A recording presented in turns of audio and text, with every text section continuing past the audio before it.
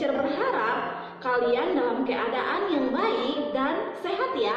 Nah, hari ini kita akan belajar bersama-sama. Kita belajar di tema 3, benda di sekitarku, subtema yang keempat, keajaiban perubahan wujud di sekitarku. Pembelajaran yang pertama dan yang kedua ya.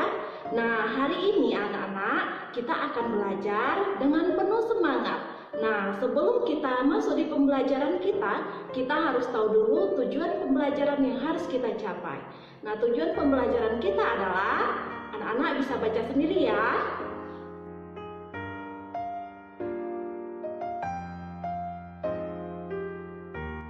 Pembelajaran yang pertama. Setiap hari terjadi perubahan alam di sekitar kita. Perubahan wujud adalah contohnya. Hujan terjadi karena perubahan wujud.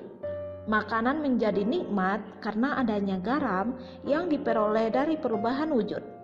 Perhatikan kebesaran Tuhan yang Maha Kuasa melalui perubahan wujud di sekitar kita.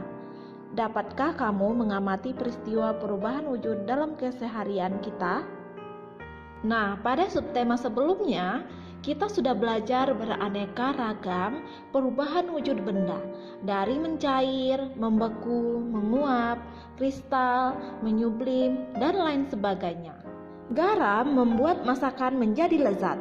Makanan yang tidak diberikan garam terasa hambar ya anak-anak. Lalu, apa ya perubahan wujud yang terjadi pada pembuatan garam? Ayo anak-anak, silakan membacanya ya. Bacaan berikut ini. Di sini kalian bisa membacanya ya, yang berjudul Bertani Garam.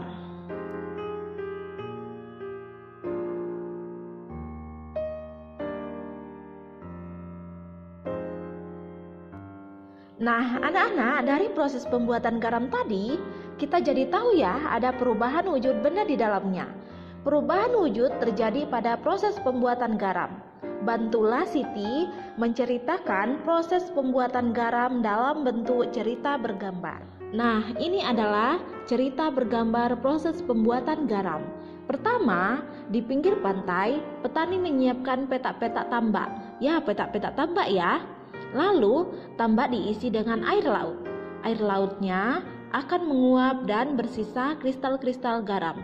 Nah, setelah sekitar 210 hari atau setelah musim kemarau, itu garam harus segera dipanen. Nah, garam-garam setelah dipanen lalu dijual ke pabrik untuk ditambahi zat iodium dan dikirim ke daerah lain.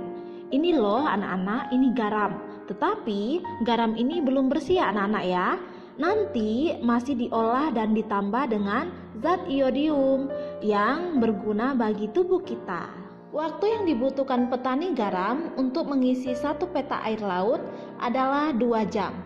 Lalu, berapa lama waktu yang diperlukan dalam satuan menit?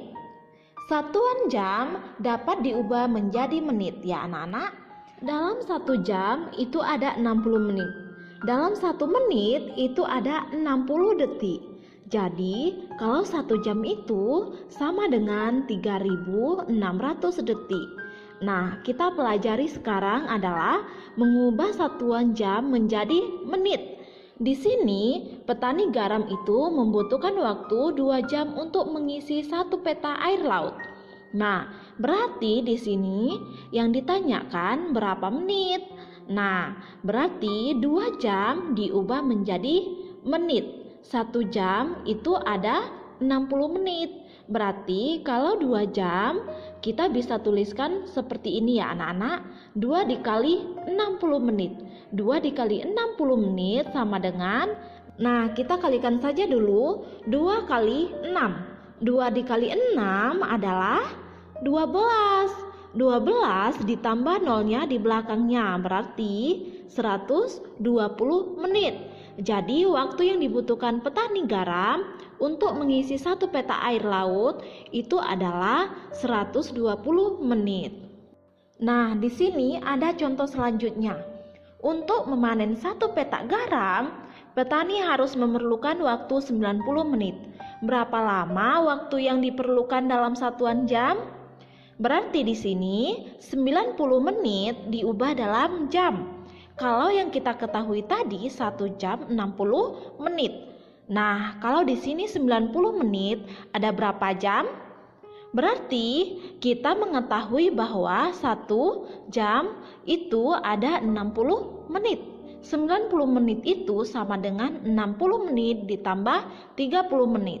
Nah, 60 menitnya itu ada berapa jam? 60 menit itu ada 1 jam. Maka bisa 1 jam ditambah 30 menit atau 1 jam lebih 30 menit. Jadi waktu yang dibutuhkan untuk memanen 1 petak garam adalah 1 jam 30 menit. Setelah memanen garam, petani membawa garam hasil panen ke pabrik. Waktu yang ditempuh petani menuju pabrik dengan berjalan kaki adalah 1 jam 20 menit. Berapa lama waktu yang dibutuhkan dalam menit? Nah, berarti kita mengubah 1 jam 20 menit itu menjadi menit ya anak-anak. Nah, sekarang kita lihat mana yang harus kita ubah. Kalau sudah sama-sama menit di sini, kita tidak perlu ubah. Nah, berarti yang kita ubah adalah 1 jamnya. Ingat, 1 jam tadi itu ada 60 menit. Berarti di sini bisa kita tulis 60 menit ditambah 20 menit. Nah, satuannya sudah sama-sama ya anak-anak, yaitu menit. 60 menit ditambah 20 menit sama dengan 80 menit. Nah, di sini kita akan memperdalam lagi. 1 jam itu sama dengan 60 menit ya. Ini sama dengan 60 menit. Lalu, kalau 2 jam itu sama dengan 2 dikali 60 menit. Berapa 2 dikali 60? 2 dikali 6 itu 12. Tambahkan 0 di belakangnya berarti 120 menit. Jadi 2 jam itu sama dengan 120 menit. Berikutnya 3 jam. 3 jam itu berapa menit? Ya, tinggal kita tulis 3 dikali 60. Berapa ya 3 dikali 60? Nah, kita kalikan saja. 3 kali 6, 18. 18 ditambah nolnya di belakang ya, berarti 180 menit. Nah, berikutnya juga 4 jam dan 5 jam dikalikan dengan 60 menit ya anak-anak. Ubahlah satuan jam menjadi menit. Nah, di sini kita akan mengubah satuan jam menjadi menit. Ada 1 jam 45 menit. Mana yang harus kita ubah? Yang kita ubah adalah satuan jamnya ini. Nah, 1 jam ada berapa menit tadi anak-anak? Ya, ada 60 menit. Nah, tinggal kita tulis 60 ditambah lebihnya ada berapa? Oh, 45 menit. Sekarang kita jumlahkan. 60 ditambah 45. Berapa ya 60 ditambah 45? Ya, 105 menit. Nah, soal yang selanjutnya anak-anak yang akan kerjakan ya. Sebutkan perubahan wujud yang terjadi saat menjemur pakaian basah. Nah, perubahan wujud yang terjadi saat menjemur pakaian basah itu adalah penguapan. Sama seperti proses pembuatan garam tadi. Baju juga mengering karena air dalam baju yang basah itu menguap terkena panas matahari. Setelah baju mengering, lipatlah dengan rapi dan susullah di lemari. Perhatikan cara melipat kaos berikut ini. Nah, anak-anak, kalian belajar ya melipat kaos dengan langkah-langkah yang ada. Coba sekarang kalian ambil kaos kalian, lalu kalian lipat seperti gambar berikut ini. Susullah dengan rapi di lemari kalian. Nah, anak-anak boleh mempraktekannya ya. Sekarang kita masuk di pembelajaran yang kedua. Asiknya membuat gulali. Apakah anak-anak pernah memakan gulali? Gulali itu semacam permen ya anak-anak. Nah, kita bisa membuat gulali dengan berbagai macam alat dan bahan yang sederhana. Gulali itu adalah sejenis permen yang terbuat dari gula pasir. Rasanya manis dan mudah membuatnya. Sambil membuat gulali, cermati perubahan wujud yang terjadi. Nah, untuk membuat gulali, kalian bisa menyiapkan alat dan bahan sebagai berikut ini.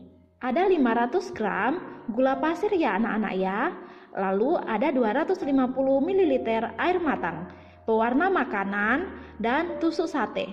Itu adalah alat dan bahan yang kita gunakan untuk membuat gulali ya.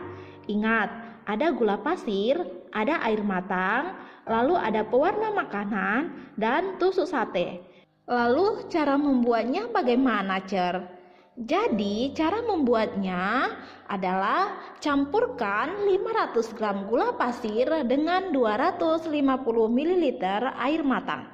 Kemudian tambahkan pewarna jika diperlukan. Lalu diaduk-aduk terus hingga mendidih dan airnya mulai berkurang. Setelah itu angkat dari api dan diamkan sampai adonan mengental. Lalu, jika sudah dingin dan mengental, maka adonan gulali tersebut sudah boleh dibentuk. Lilitkan pada tusukan sate dan bentuk menjadi aneka bentuk yang kamu sukai. Itu tadi langkah-langkah membuat gulali anak-anak. Nah, ini adalah contoh gambarnya. Ini adalah adonannya tadi. Gula dan air anak-anak ya, yang dimasak dengan api yang sedang. Gula dengan air dicampur. Gula itu dari benda padat anak-anak ya. Nah, itu akan mencair dan menyatu dengan airnya. Nah, saat menyatu dengan airnya, maka air dan gula ini akan mengental anak-anak ya. Mengental seperti ini. Lalu kalian bisa memberikan pewarna makanan. Misalnya ini pewarna makanannya adalah merah dan hijau. Nah, kalau sudah mulai mengental dan airnya mulai berkurang, itu bisa kalian angkat, kalian mulai dinginkan, dan kalian bentuk dengan tusuk sate seperti ini. Jadilah permen gulali anak-anak.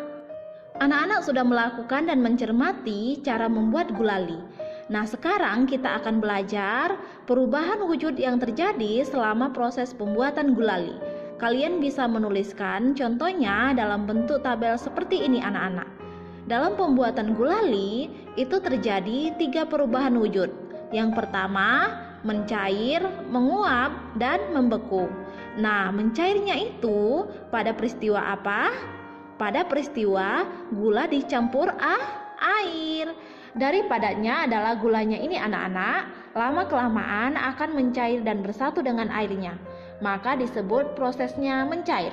Lah, penguapannya waktu apa, Cer? Dalam waktu membuatnya gulali ini, nah, menguapnya itu saat airnya mendidih. Airnya akan semakin berkurang. Nah, di situ airnya menguap. Nah, peristiwa membeku itu terjadi saat adonan gulali mulai mengental dan mulai didiamkan, lama-kelamaan gulalinya akan mengeras. Nah, di situ terjadi perubahan wujud membeku. Gitu anak-anak ya, peristiwa dan perubahan yang terjadi pada pembuatan gulali. Tugas kelompok akan berhasil jika menunjukkan sikap bersatu. Sikap bersatu banyak contohnya. Apakah kalian pernah menyelesaikan tugas dengan cara berkelompok? Pasti pernah ya. Nah, sikap bersatu adalah berkumpulnya individu menjadi satu tanpa memandang ras, suku, agama, warna kulit, dan keturunan untuk mencapai tujuan tertentu. Jadi, sikap bersatu itu pasti memiliki tujuan tertentu anak-anak. Tujuan kalian bekerja kelompok adalah menyelesaikan tugas dari guru. Nah, itu sikap bersatu anak-anak. Contoh sikap bersatu yaitu saling menghargai pendapat dan peran yang beragam, saling menghormati hak dan kewajiban masing-masing, saling menghargai keragaman suku bangsa dan budaya, tidak merendahkan adat istiadat orang lain. Ini adalah contoh sikap bersatu. Jadi kita menghargai pendapat dan peran yang beragam ya, walaupun orang berbeda pendapat dengan kita, ya kita harus menghargai. Lalu kita menghormati hak dan kewajibannya, menghargai keragamannya dan tidak merendahkan adat istiadat orang lain, menghormati segala bentuk tradisi lain yang tidak sama dengan tradisi kita. Itu adalah contoh sikap bersatu. Dalam keluarga, penting untuk mempunyai sikap bersatu. Coba berilah tanda centang pada gambar berikut yang menunjukkan sikap bersatu dalam keluarga. Nah, mana ini anak-anak yang menunjukkan sikap bersatu dalam keluarga? Apakah gambar pertama ini termasuk sikap bersatu? Tidak anak-anak ya. Kalau ini adalah kerja individu atau kerja sendiri. Apakah gambar yang kedua ini termasuk sikap bersatu dalam keluarga? Iya, bermain bersama dengan adik dan kakak itu adalah contoh sikap bersatu dalam keluarga. Lalu, di sini membantu ibu mencuci piring. Apakah ini sikap bersatu dalam keluarga? Iya anak-anak, ini sikap bersatu dalam keluarga. Lalu gambar berikutnya, anak-anak, apakah ini sikap bersatu dalam keluarga? Tidak anak-anak ya, karena ini melihat televisi sendirian. Kita lihat gambar berikutnya. Apakah gambar berikutnya ini menunjukkan gambar bersatu dalam keluarga? Tidak ya anak-anak ya, karena ini menjemur kain sendirian, bukan sikap bersatu dalam keluarga. Lalu gambar berikutnya, nah ini belajar dengan adik. Apakah menunjukkan sikap bersatu dalam keluarga? Iya, ini menunjukkan sikap bersatu dalam keluarga. Lalu gambar berikutnya, ibu sedang memasak, tetapi Siti malah bermain. Apakah menunjukkan sikap bersatu dalam keluarga? Tentunya tidak anak-anak. Membantu ayah mencuci motor, apakah ini sikap bersatu dalam keluarga? Iya, ini adalah sikap bersatu dalam keluarga. Kamu telah memiliki aktivitas yang menunjukkan saling membantu di rumah. Perhatikan cerita Edo di bawah ini. Nah, kita perhatikan ya anak-anak. Hai, namaku Edo. Aku bersekolah di SD Nusantara. Setiap pagi sebelum berangkat sekolah, aku merapikan tempat tidurku. Aku juga menolong ibu menjaga adikku ketika ibu memasak sarapan. Pada sore hari, aku membantu ibu menyiram bunga dan pohon di kebun. Pada malam hari, ayah dan ibu membantuku mengulang pelajaran di rumah. Di rumah, kami saling tolong-menolong. Tolong-menolong membuat pekerjaan menjadi mudah dan ringan. Aku pun menjadi semakin sayang kepada ayah dan ibu. Nah, di sini teacher salah ketik ya. Seharusnya ini sayang. Nah, anak-anak, apakah kalian pernah melakukan tolong-menolong di rumah kalian? Mungkin kalian menolong orang tua kalian atau menolong adik atau kakak kalian. Nah, dengan tolong-menolong itu membuat pekerjaan kita menjadi mudah dan ringan. Jadi, anak-anak terapkan ya sikap tolong-menolong dimanapun kalian berada. Bagaimana ceritamu? Coba anak-anak ceritakan pengalaman saling tolong-menolong dalam keluarga. Bisa kalian tuliskan di kertas double folio kalian masing-masing. Ya, cerita pengalaman kalian masing-masing ya anak-anak. Sekian video pembelajaran kita hari ini. Semoga apa yang teacher sampaikan kalian bisa mengerti dan memahaminya dan bermanfaat buat kalian. Terima kasih sudah menyaksikan video pembelajaran dari teacher. Sampai jumpa kembali di video pembelajaran kita yang selanjutnya. Bye-bye.